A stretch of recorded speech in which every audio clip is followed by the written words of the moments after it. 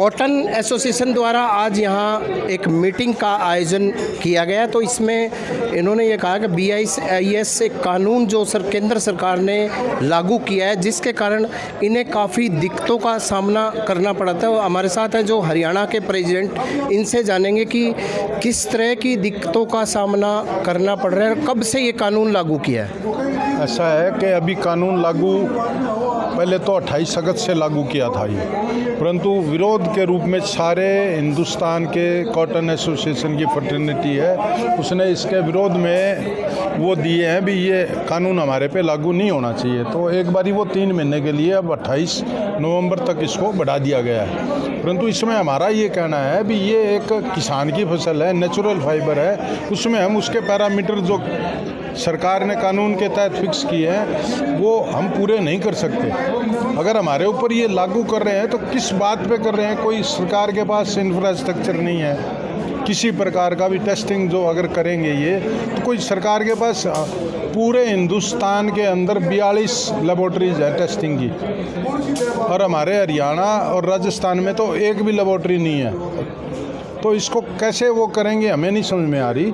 और इसके अंदर प्रावधान है भी एक बारी कानून ऑफेंस करोगे आप 2 लाख रुपए जुर्माना है, दूसरा करोगे 5 लाख रुपए, उसके बाद अगर तीसरा ऑफेंस करते हो तो जितनी माल की वैल्यू है, जैसे आज के दिन हमारे 28 से 30 लाख रुपए एक ट्रक की वैल्यू होती है, तो उसका 10 गुना 3 करोड़ रुपए तक वो हमारे को जुर्माना लगा सकते हैं या 2 साल की कैद कर सकते हैं। तो हम कोई ऐसी अफीम नहीं बेच रहे, हमने तो किसान का माल लाए हैं, उसमें प्रोसेस किया है और रुई बना दी। और ना ही ये जो चीज़ है हमारी कोई कंज्यूमर के पास डायरेक्ट नहीं जा रही, स्पिनिंग मिल में जाएगी, वो सूत बनाएगा, उसके बाद कपड़े वाले के पास जाएगी, उसके बाद टेलर के पास जाएगी, कंज्यूमर के बाद तो बहुत लास्ट। हम तो स्टार्टिंग का पहला किसान है, दूसरे हम उसको प्रोसेस करके दे के आगे देने वाले। क्यों ये डायरेक्ट नहीं जा सकती? किसान तो जैसे गेहूँ लाया वो तो भाई लेके चले गए, किसान फ्लोर मिलों में गई या खाने वाले ले गए, उसकी तो बिक गई। अब ये कोई भी नहीं यूज़ कर सकता जब तक हम बीच में नहीं हैं। तो हमारे साथ और भी लोग हैं, तो आपका जैसे जो व्यापार है इसके कारण किस तरीके से प्रभावित हो रहा है? प्रभावित ही है। पूरे हरियाणा, राजस्थान और पंजाब में हम 3 करोड़ कुंटल कपास को प्रोसेस करते हैं। अब प्रभावित ये है कि हम नेचुरल चीज़ को किस तरह से उसकी प्रोडक्टिविटी बढ़ा पाएंगे, जबकि हमारे पास सिर्फ सेपरेट मशीनें हैं। हम 2 चीज़ों को अलग अलग करते हैं, हम उसमें किसी प्रकार का कोई ऐड ऑन नहीं कर पाएंगे, ना किसी तरह से कोई ऐड ऑन कर सकते हैं। तो जब ये पूरा प्रोसेस रुक जाएगा तो 3 करोड़ कुंटल कपास का क्या होगा? किसान किस तरह सर्वाइव करेगा? किस तरह से ये प्रोसेस आगे बढ़ेगा?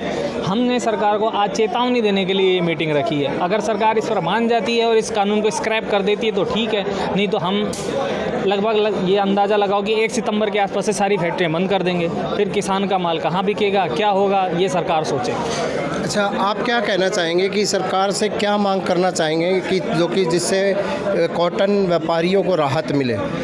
इसमें हम सरकार से यही निवेदन करना चाहेंगे कि सरकार के अफसरों ने बैठ के चैम्बर में बैठ के ये नियम बनाए हैं और किसी ने ये नहीं देखा कि कॉटन क्या पटल पे क्या है, धरातल पे क्या है। अलग अलग क्लाइमेट हर महीने उसकी चेंज हो जाती है, अलग अलग स्टेट में अलग अलग तरह की कपास पैदा होती है।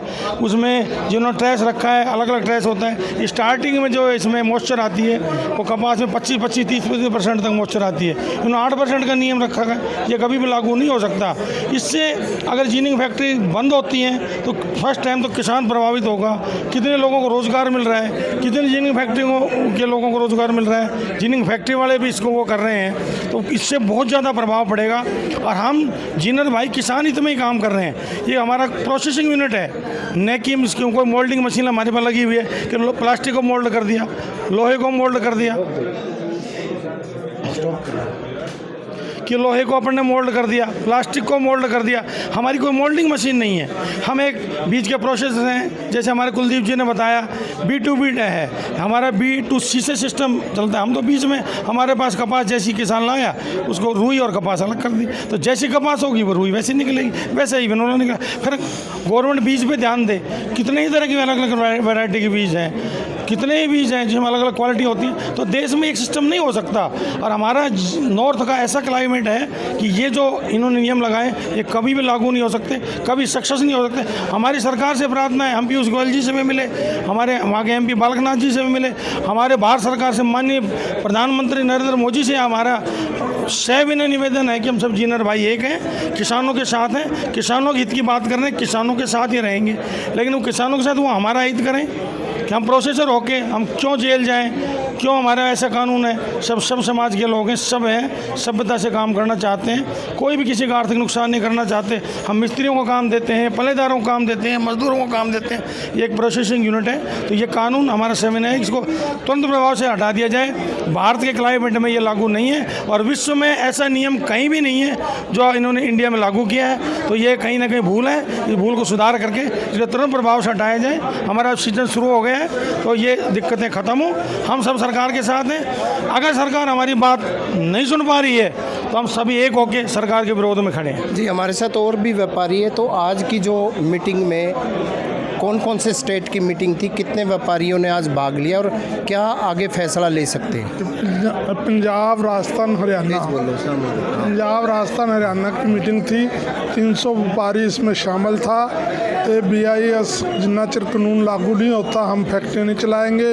इससे जो हिंदुस्तान की इकॉनमी है वो हिल जाएगी, क्योंकि टेक्सटाइल मिलों को रुई चाहिए। 60 लाख गांठ पंजाब, हरियाणा, राजस्थान पैदावार करता है, और स्पिनिंग मिलें कैसे चलेगी? सारा सिस्टम ही गड़बड़ाया जाएगा। ये जो हमारे पास साधन ही मशीनरी है नहीं, हम कुछ कर नहीं सकते। स्पिनिंग मिलों पे लागू होना चाहिए, हमारे पे नहीं लागू होना चाहिए जेड़ा कि हमारे पे थोपा जा रहा है। हम तो जहाँ से चीज़ खरीदी इधर दे देनी है, उसको बनौले लाग कर देते हैं और रुई लाग कर देते हैं। हमारा तो पार्ट इतना ही है। हम सरकार से ही बेनती करते हैं कि इस काले कानून को वापस किया जाए, नहीं तो हम 1 सितंबर से पूर्ण हड़ताल हो जाएगी और किसान दर दर भड़केगा। जो किसान की फसल है वो लेने वाला कोई नहीं होगा। जी, ये थे कॉटन व्यापारी। इन्होंने साफ तौर से कहा कि जो BIS कानून जो लागू किया है ये उनके ऊपर थोपा जा रहा है। इस कानून के थोपने से काफ़ी उन्हें दिक्कत हो रही है। तो ऐसे में जो इसमें जो सभी आज जो हरियाणा, पंजाब, राजस्थान के जो कॉटन जीनर्स की आज मीटिंग भी हुई है, इसमें यही फैसला लिया गया।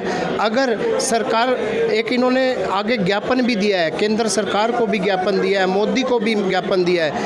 अगर ये सरकार नहीं मानती तो 1 सितंबर से पूर्णतः अपना व्यापार बंद कर देंगे। तो ऐसे में अब सरकार को सोचना होगा कि क्योंकि व्यापारी हक की बात है, तो ऐसे में देखना होगा सरकार आगे किस तरह का फैसला लेती है। प्रवीण कुमार, हिसार।